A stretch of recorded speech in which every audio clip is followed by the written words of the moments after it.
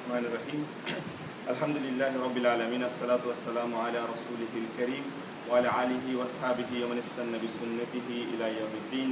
السلام عليكم ورحمة الله وبركاته, brothers. Inshallah, today we'll go through the hadith number 14 of the 40 hadiths of Imam Nawawi. We have gone through 13 hadiths in almost 24 weeks. And I'm planning that inshallah from next Sunday we'll try to do 2 hadiths in one time. Maybe we'll take 5 minutes more. If we do 2 hadiths in one lecture, like in one Sunday before Ramadan, inshallah we'll be able to finish the 40 hadiths of Imam Nawawi if Allah wishes. So we'll begin with the revision of our hadith that we have gone through so far, just to remind ourselves, what we have gone through, just the title of the hadith and who described it. So we begin with the first one, the Innamal Amanu bin Niyat by Umar ibn Khattab, that intentions, actions are judged by the intention. The hadith of Jibril about the questioning about the Iman, Islam and Ihsan, the last day. Then Islam is based on 5 pillars. We have the creation of a baby in the womb and the destiny from Abdullah ibn Masud. And then we have the innovation in deen is rejected from Aisha radhiyallahu anha. Then from the Numan ibn Bashir we have the halal is clear, haram is clear. We have the Din Nasiha, the religion is the Nasiha, the sincerity to Allah, to Rasul, to his books, and to the leaders and to the brothers. Then we have the, from Rasul Islam, that, I have been ordered to fight against the people until they testify La ilaha illallah, Muhammadur Rasulullah, sallallahu alaihi wasallam, and then avoid that which I forbid, as Rasulullah said, and follow that, try to do the best of your ability that what we commanded. And number 10 is that verily Allah the Exalted is pure and He does not accept anything but pure. Number 11 is leave that about which you are in doubtful. So we should not be dealing with the doubtful matters and leave that which we are confirmed. So we leave the doubtful thing over the thing that we are confirmed and we are sure about, that we have evidence from the Quran and the Sunnah. And the number 12 is the part of our perfection of Saman Islam is leaving alone which does not concern you. And the last hadith that we do last week, that none of you has truly Iman, has perfected the Imam, unless you have love for your brother what you love for yourself. So inshallah ta'ala we'll go through today's hadith. And today's hadith is also described by none other than Abdullah ibn Masud. We talked about Abdullah ibn Masud before, but we'll just remind ourselves, hadith number 4 was narrated by Abdullah ibn Masud in this context. So today's hadith is that the blood of a man who is a Muslim. So the blood of a Muslim is not lawful except for 3 cases. Only 3 places the blood of a Muslim is allowed. So it is allowed to kill a Muslim. What are the 3 things? That the first one, a married man who is committing adultery, and he's got, and we'll go through that, what does it mean actually, and what are the conditions there. The life for a life. So if a Muslim kills another Muslim intentionally or by mistake, so there are, the logically there are blood money, or there is life for life, the qisas as we call that. And also the last one is one who deserted his religion. So one who left the fold of Islam intentionally, that he was a Muslim, but now he decided that he won't be Muslim. So it will be allowed for the Muslim leader to sentence him the death punishment. So let's explain the hadith a little bit. So the narrator is Abdullah ibn Masud, and we mentioned that Abdullah ibn Masud was one of the famous Sahaba. He was very close to Rasulullah sallallahu alaihi wasallam. He is the Sahaba who Rasulullah said that he learned almost 70 surah from the mouth of Rasulullah sallallahu alaihi wasallam. And Rasulullah mentioned that if you want to learn Quran as the Jibril taught me, go to the 4 people, and one of the 4 people was Abdullah ibn Masud. The first people was Abdullah ibn Masud.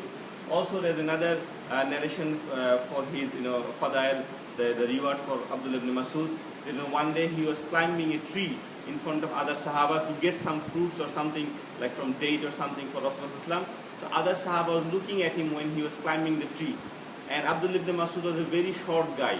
He was not at all like other Arab people. He was very short and very thin build. So his legs were very, very thin. So when the other Sahaba was looking to his the shin, and they were just laughing, look how thin are this leg. And Rasulullah noticed that. And he rebuked the other Sahaba and he said, these 2 feet in the day of judgment will be much more heavier than the mountain of Uhud. the reward for these 2 feet of Abdullah ibn Masud will be much more heavier than the mountain of Uhud. So you can understand how blissful all this Sahaba of Rasulullah sallallahu alaihi wasallam. So he narrated the other hadith, as we mentioned in the 4th hadith, about the baby, how the baby is created in the womb of the mother and the destiny. And this hadith is also narrated by Abdullah ibn Masud. And this hadith is found in all the 6 books of hadith. So it's in Bukhari, it's in Muslim, Ibn Abu Dawud, An-Nisai, Tirmidhi, all the books of hadith has this hadith. Now, the importance of a Muslim life. So first, we should look at the hadith in a positive way. That the blood of a Muslim, to kill a Muslim, it is not allowed in any case except for this 3. And Rasulullah in his last sermon in the Hajj, the Hajjatul Wada, he has the only Hajj that he did. And in the last sermon that he gave, he asked the people over there, what is the month today? So they said, this is the month of Julhaj. What is the day today? This is the day of Arafah.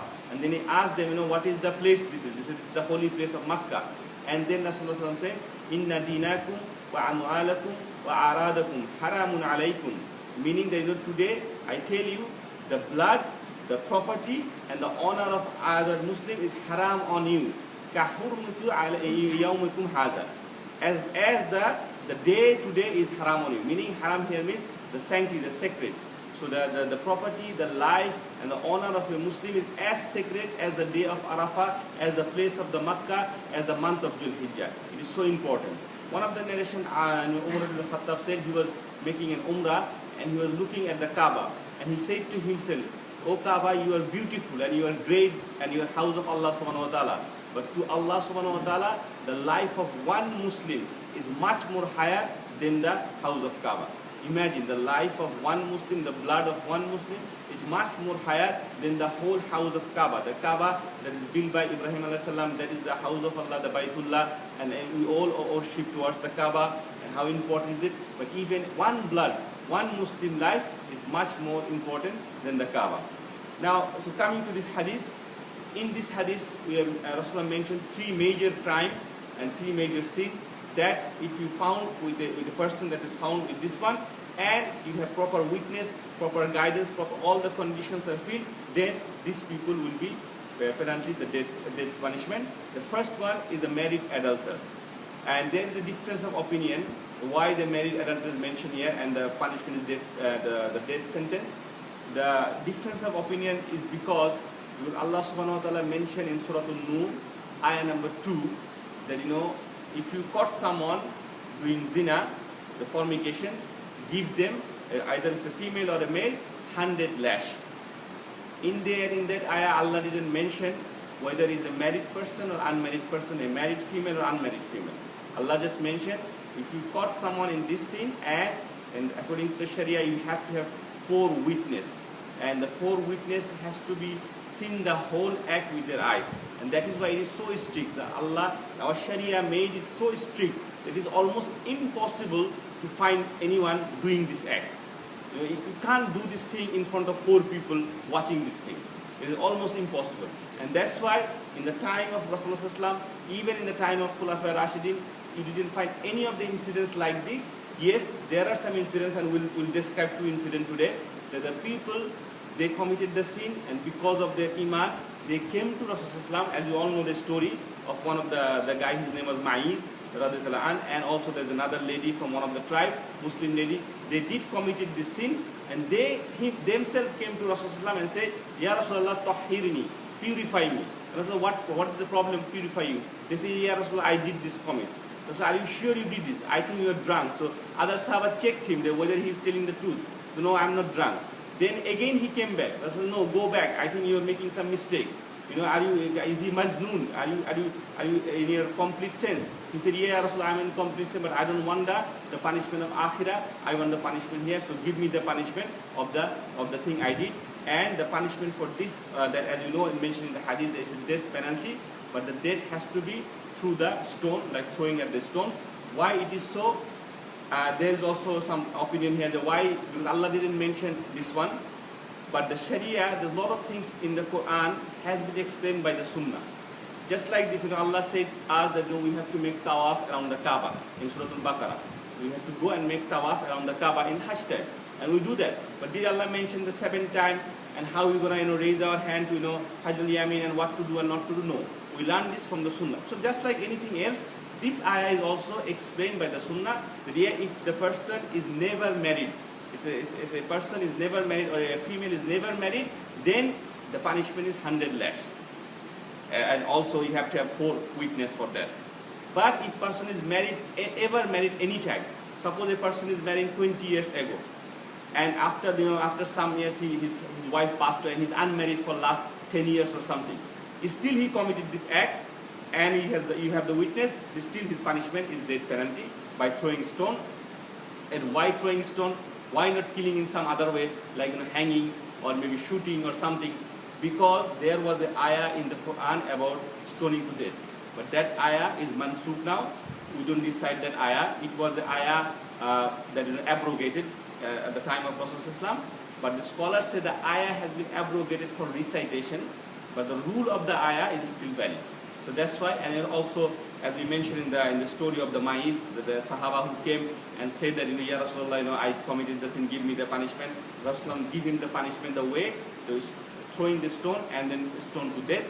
And also there's another lady, she did the same thing, and she waited 2 years because she was pregnant because of the crime, and Rasulullah said, you go and give birth to the child. And when the child was born, Rasulullah said, go and feed her the breast milk as long as he requires. So she feeded her at least for 2 years, and then she came back again for the punishment, and Rasulullah gave her the punishment. And one of the, when Ma'iz, the guy, the Sahaba who did the commit, and they were stoning him to death, after a few stoning, he was in pain. So he started to run away because he realized he can take this pain. So he was trying to run away, but the other Sahaba who was stoning, they kept stoning him and they made him die. When Rasulullah heard this one, that and he asked the Sahaba, why did you not let him go away? Why did you not let him go away? And the Sahabas, well, Ya Rasulullah, he asked for the punishment, so that's why we thought we have to. But then Rasulullah said he asked for the punishment, but he didn't have any witness. He was his witness himself. So that's why, if he realized that his statement is wrong, we should have let him go. And then some Sahaba said, made some bad comments about this Sahaba. He said, look how bad a person he was, like he was dead like a dog. Basically, that's what they say, like a street dog, because we stoned him to death. And Rasulullah called this Sahaba and said, you go and eat the carcass of the dead meat. What you say is worse than the carcass of the dead meat if you eat a dead meat from there, because at the moment, Ma'iz is swimming in the river of Jannah. Ma'iz, because of his repentance, he is swimming in the river of Jannah. So that's how it's been established that any adult person any married person who do these things, the punishment will be the stoning to death, and that's how mentioned in the hadith as we mentioned here. The next topic, the life for a life, and we discussed this one yesterday also in the journey through Quran in Surah An-Nisa, the ayah that Allah said that if someone make an unintentional killing, then there are some 2 things that you have to free a slave, or then you have to go to the family of the friend and ask them the blood money. But if you kill someone intentionally, so it is up to the family who you kill. They can either take your life, they say yes, you killed my brother, so you have to be dead, or they say no, okay, we let you go, we need the blood money. So whatever blood money according to the Sharia. So that is the ruling for the second topic, the life for a life. The third one he leaves Islam. Why it is that? At our time, a lot of critics and Orientals, they make a point, if there is no freedom of religion, you come to Islam, if you want to go, then you have to be killed. What kind of barbaric law is that? But it is not like that, because Allah subhanahu wa ta'ala and Rasulullah put all this ruling just to have the welfare of the whole society. Islam always looks the betterment of the whole society more than an individual person. That's why we do most of the thing in Jama. We pray in Jama, we do Hajj in Jama, we fast in together, and everything, most of the thing, and the rewards is also more when we do things in Jama. So the society is the most important thing to Islam, and to maintain the society, maintain the sustainability in the society, these laws have been placed. And the life of Islam, the person who left Islam, when he comes to Islam, as you know, Allah mentioned in the Quran, La ikraha fid din, there is no compulsion in religion. So when someone accepted Islam, he accepted by himself. Nobody forced him to do that. And once you do that, you are in a contract with Allah subhanahu wa ta'ala. Allah is your Rabb, He's your master, and you have a contract, you have a misaq with Allah subhanahu wa ta'ala that you are His slave. If you obey this, you disobey, and if you openly say, no, I'm not going to be Muslim anymore, then just to maintain, to show them that this is a great, great sin he is committing, to make the thing established, he has been given this punishment, that you are not allowed to live, your life has to be taken. Now, these are the three things mentioned in this hadith, but there are other hadiths, and there are some other sins. If you committed this sin, your punishment will be death punishment. For example, there are some other crimes like black magic. If someone is caught with doing black magic, the punishment for that is also death. Rasulullah mentioned in a hadith in Abu Dawud, a black magic should be hit by the sword. The hadith was a black magic should be hit by a sword if he is caught practicing that. Also, if you take someone's money and kill him, so you don't, if someone give you money for the amana, in that case also a lot of scholars say that it is allowed to have the punishment of death because you treachery. So basically it's a treachery because you're working as a spy, or you're leaking someone's secrets, you're in a group, but it's happened only in the Muslim society, in the Muslim law, where the Sharia law is there, and also you are in a country, but you're leaking the facts of your tribe or your group in the enemy party. In that case, you're doing the treachery, and in that case the punishment is also death penalty, as Rasulullah implied in the other people. And also the last one is that incest. Incest means, may Allah protect us from that, it is a very bad and a very heinous and disgusting sin. And if you caught in doing that, like incest means, having, sexual intercourse with your family members, like, brothers with sisters, sisters with, or brothers, father with the daughters, and all these things, father-in-law with the daughter-in-law, all these things, if it's been caught, and it is not, doesn't matter what is the condition, whether it is married, unmarried, the death sentence is allowed, permitted on this kind of people. So these are the other few things that Islam give punishment as death punishment. So inshallah ta'ala we'll finish it here today. Jazakallahu khairan. Subhanakallahumma bihamdik. Ashhadu an la ilaha illa anta astaghfiruka wa atubu ilayk.